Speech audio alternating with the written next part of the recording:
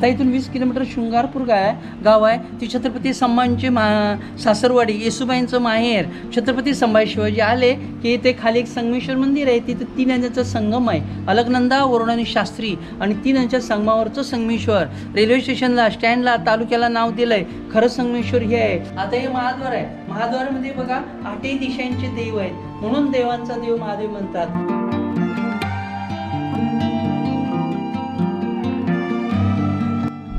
आता आपण खाली आलोय. त्या साईडला संगमेश्वरला रोड जातो आणि या बाजूला मुंबई. तर आता आपण मुंबईच्या दिशेने वळतोय.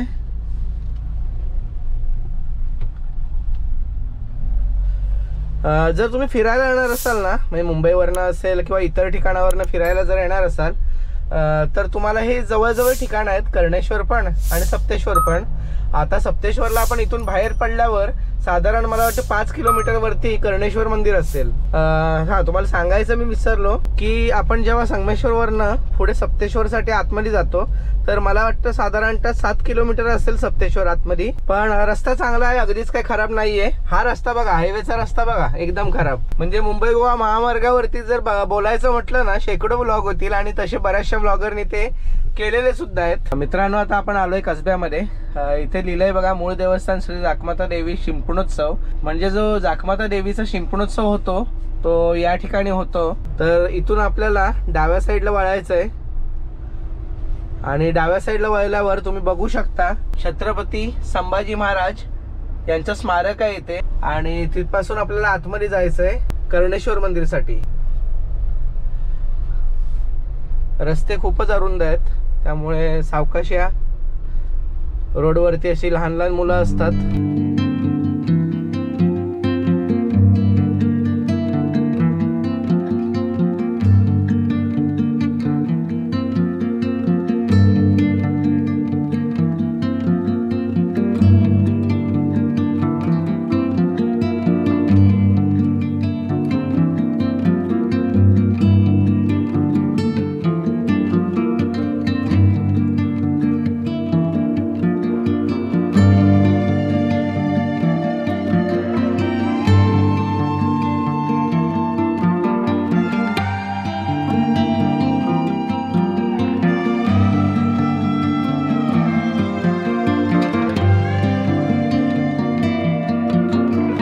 आता हे मंदिर आहे ना, कोल्हापूरचं महालक्ष्मी मंदिर, ज्योतिबा, खिद्रापूरचं शिव मंदिर, नाशिकचं त्र्यंबकेश्वर, त्यापैकी हेमाडपंथी कर्णेश्वर.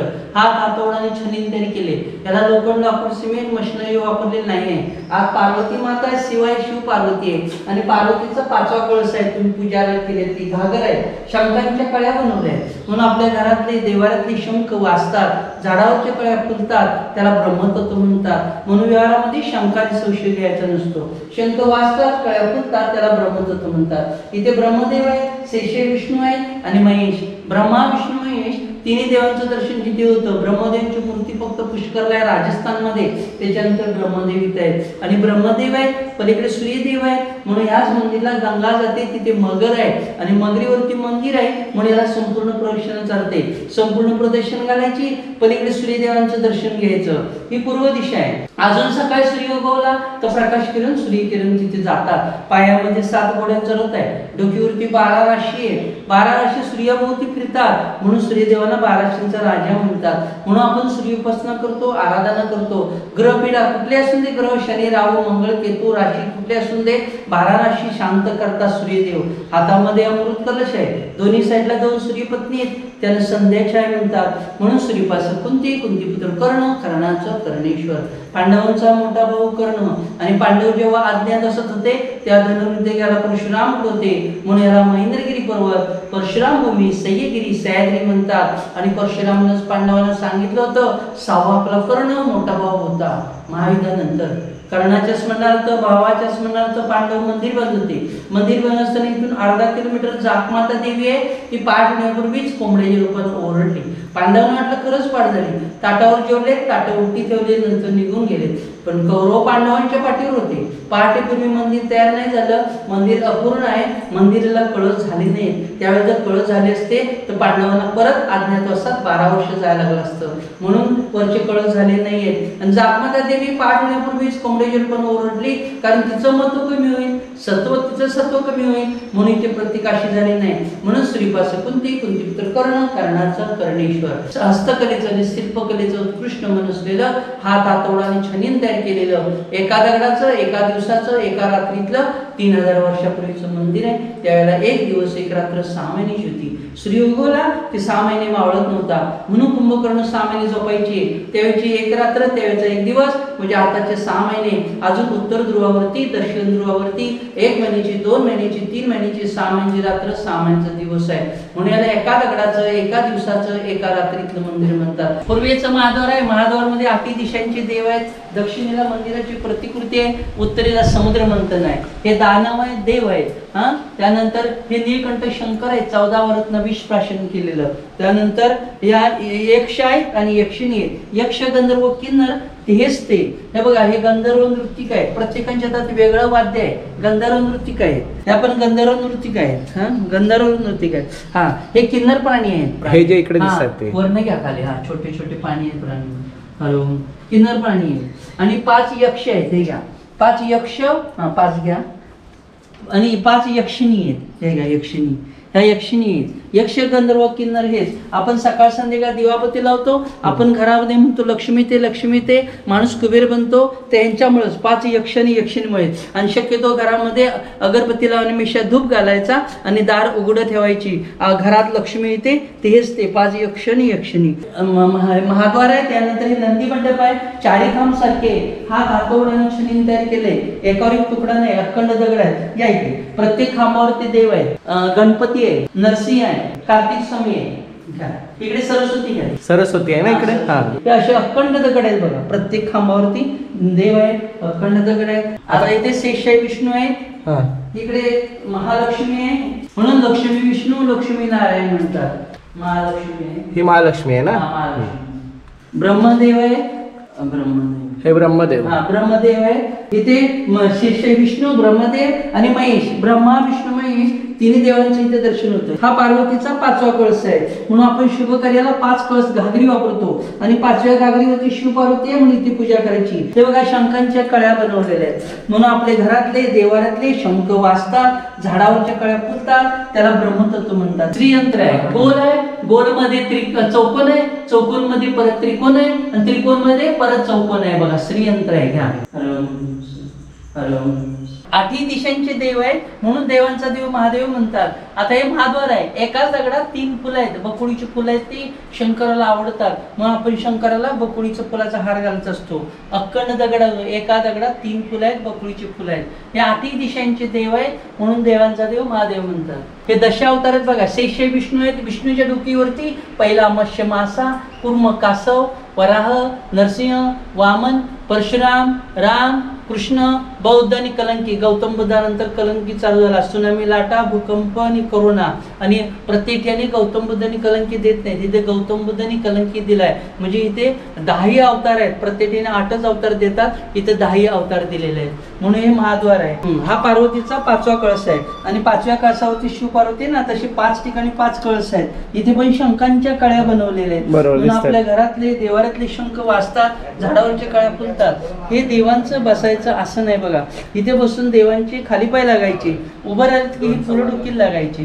भीम 14 फूट उंच होते. आपल्या दुप्पट. आपली छाती आहे ना पांडवांची कंबर. ती एका साईडला पार्वती माता आहे खांबावर. घ्या ती वरती डोकीवर. पार्वती माता आहे. त्या साईडला महाकाली आहे. घ्या. इकडे गणपती आहे. बरोबर. इकडे सरस्वती घ्या. सरस्वती. असे प्रत्येक देव आहेत बघा. प्रत्येक ठिकाणी देव आहेत. इथे हस्तकलेचा आणि शिल्पकलेचा जसा उत्कृष्ट नमुना आहे तसं देवदेवांच्या मूर्ती आहेत बघा. कोरीव मूर्ती आहेत बघा. या मंदिराला बाहेरून पायाने एकावर एक 5 थर आहेत. 5 थरावरती मंदिर आहे. बॅलन्स वरती मंदिर आहे. खाली फाउंडेशन वगैरे काय नाही. आपण ज्याला इंटरलॉक म्हणतो तसं इंटरलॉक आहे. एकात एक मंदिराचे स्टोन दगड अडकवलेले आहेत असे. आता हे पूर्वेचं महाद्वार झालं. आता दक्षिणचं दक्षिण घेऊया आणि उत्तरेचं आपण समुद्र मंथन बघितलंय. आता पूर्वेचं महाद्वार बघितलं. हे दक्षिणचं दक्षिण. ही अशी 5 ठिकाणी 5 पंचकळस आहेत। हेच मंदिराची प्रतिकृती आहे बघा। आता आर्किटेक्ट इंजिनियर काळदार बनवतात, थर्माकोलचं बनवतात, देवानी दगडाचं बनवलंय बघा। 5 बाय 10 फुटाचा अखंड दगड आहे। एका दगडात शिल्पकला पण आहे आणि मंदिराची प्रतिकृती आहे। हेच मंदिर आहे। हे तुम्ही जर असं गोल केलं तर हेच मंदिर तयार होतं। आता पुढच्या दारामध्ये आपण एका दगडात 3 फुलं बघितली, इथे एकच फुल आहे, ते बघा, ते घ्या। तिन्ही दारासारखी आहेत, फक्त दिशा वेगळ्या आहेत। हा, बरोबर। मित्रांनो, तुम्ही कर्णेश्वर मंदिरला जर आलात तर इथे एक बोर्ड आहे बघा। तर इथले पुजारी श्री गजानन विठ्ठलिंग गुरव, तर हेच आहेत ते 15 पिढीचे पुजारी आहेत आणि कलेक्टरचं पुजारी आणि कब्जेदार असे दोन्ही माझ्याकडे पद आहेत। म्हणून प्रत्येकाला मी माहिती सांगतो, मंदिराची माहिती। बरं मंडळी, तुम्ही इथे कधी पण या, तुम्हाला हे पुजारी मिळतील, हे तुम्हाला अगदी व्यवस्थित माहिती सांगतील आणि पूजा वगैरे सगळं अगदी व्यवस्थित सगळं तुमच्याकडनं सेवा करून घेतील, बरोबर ना? हां, नमस् पार्वती पदे हर हर महादेव। आता इथून 20 किलोमीटर शृंगारपूर गाव आहे। ती छत्रपती संभाजींची सासरवाडी, येसुबाईंचं माहेर। छत्रपती संभाजी शिवाजी आले की इथे खाली एक संगमेश्वर मंदिर आहे, तिथे 3 नद्यांचा संगम आहे, अलकनंदा, वरुण आणि शास्त्री, आणि 3 नद्यांच्या संगमावरचं संगमेश्वर। रेल्वे स्टेशनला, स्टँडला, तालुक्याला नाव दिलंय। खरं संगमेश्वर हे आहे, 10 फूट खोल आहे, खाली कुठं खाली शक्यतो उतरू नका। आणि छत्रपती संभाजी शिवाजी आले की त्या संगमेश्वर मंदिराची आणि ह्या कर्णेश्वर मंदिराची पूजापाठ करायची। आणि पुतळा आहे, तिथेच पूर्वी सरदेसाई यांचा राजवाडा होता, संभाजींचं संस्थान होतं, आणि तिथेच सरदेसाईंच्या राजवाड्यामध्ये छत्रपती संभाजींना अटक झाली आणि इथून तुळापूरला नेलं। पुण्यापासून 17 किलोमीटर आळंदीजवळ वडबुद्रुक तुळापूर गाव आहे आणि तिथे एक संगम आहे, भीमा भामा इंद्राणीचा, तिथे संभाजींची हत्या झाली, तिथे समाधी आहे। म्हणून ते पण संगमेश्वर, हे पण संगमेश्वर, पण कोकणतळ, तळकोकण, गमिनी कावा, कसबा संगमेश्वर, ते हेच ठिकाण। आता हे मंदिराला ना वैशिष्ट्य म्हणजे कोल्हापूरचं महालक्ष्मी मंदिर, ज्योतिबा, खिद्रापूरचं शिव मंदिर, नाशिकचं त्र्यंबकेश्वर, त्यापैकी ह्या मंदिरला ना पाया नाही, एकावर 105 थर आहेत, 5 थरावरती मंदिर आहे। हे इथे 4च भैरव आहेत, प्रत्येक ठिकाणी अष्टभैरव असतात, 8 भैरव असतात। शंकराचे संरक्षक आहेत ते, अष्टभैरव म्हणतात त्याला। तसंच माऊली ह्या मंदिरचे प्रतिकृती जशी बघितली तसे ह्या मंदिरला संकल्प मूर्ती आहे। अगोदर पांडवांनी हे तयार करून घेतलं आणि ह्यांच्या साक्षीने मंदिर रचलं, म्हणून यांना साक्षी महादेव म्हणतात। शिवामूठ महिलांसाठी शक्यतो शिवामूठ अभिषेक वगैरे इथे करतात, म्हणून याला प्रत्यक्ष संपूर्ण प्रदक्षिणा झाली की प्रत्येक वेळेला इथे दर्शन घ्यायचं असतं, म्हणजे प्रदक्षिणा पूर्ण होती, म्हणून याला संकल्प मूर्ती म्हणतात, साक्षी महादेव म्हणतात। संपूर्ण प्रदक्षिणा झाली की मग महादेव इथे साक्ष देतात। नमस् पार्वती पदे हर हर महादेव। आता मंदिराची प्रतिकृती बघितलं तसंही शिल्पकलेचं आणि हस्तकलेचं वैशिष्ट्यपूर्ण नमुना असलेलं कोणांचं गोलाकार गोपनीय बांधकाम आहे। डाव्या साईडला 5 काटकोन आहेत, उजव्या साईडला 5 काटकोन आहेत। शक्यतो दगडी बांधकाम घेतलं तर मंदिर गोल येतं। आता दगडी बांधकाम बघा, कोणांचं गोलाकार गोपनीय बांधकाम आहे। आता इथे ह्या मंदिरचं दुसरं वैशिष्ट्य म्हणजे कोल्हापूरचं महालक्ष्मी मंदिर, ज्योतिबा, खिद्रापूरचं शिव मंदिर, तिथे मंदिराला संपूर्ण प्रदक्षिणा चालत नाही, इथे मगर आहे म्हणून प्रदक्षिणा चालते। बाकी ठिकाणी नंदीने गायमुख असतं, त्याच्यामुळे मगर असल्यामुळे याला प्रदक्षिणा चालते। गंगेची मगर, लक्ष्मीचा हत्ती आणि सरसचा मोर, बरोबर, मोर। आता इथून सूर्यदेव आहेत, म्हणजे अजून सकाळ सूर्य उगवला तर प्रकाश किरण, सूर्यकिरण तिथे जातात। आता मावले सूर्यदेव आहे, अजून सकाळ सूर्य, ही पूर्व दिशा आहे, अजून सकाळ सूर्य उगवला तर प्रकाश किरण, सूर्यकिरण तिथे जातात। सूर्यदेवांच्या पायामध्ये 7 घोड्यांचं रथ आहे, पायामध्ये 7 घोड्यांचं रथ आहे, दोन्ही साईडला 2 सूर्यपत्नी आहेत, ते का सूर्यपत्नी, संध्या आणि छाया म्हणतात त्याला। सूर्यदेवांच्या 2 पत्नी आहेत, संध्या आणि छाया, आणि डोक्यावरती 12 राशी आहे। अजून सकाळी सूर्य उगवला तर प्रकाश किरण तिथे जातात। 12 राशी घ्या, घेतले सगळं, हे 12 राशी आहेत, 12 राशी घ्या सगळ्यांचं। वरती श्रीयंत्र आहे, ते घ्या, हे श्रीयंत्र आहे, श्रीयंत्र। गोलामध्ये चौकोन आहे, चौकोनमध्ये त्रिकोण आहे, त्रिकोणमध्ये परत चौकोन आहे, पण शेवटचा चौकोन आहे त्याच्यामध्ये त्रिकोण परत दिसतात, म्हणून श्रीयंत्र तयार होतं। ते बघितलं ना राऊंड मध्ये, परत ते त्रिकोण, चौकोनचा त्रिकोण तयार होतो बघा। बरोबर।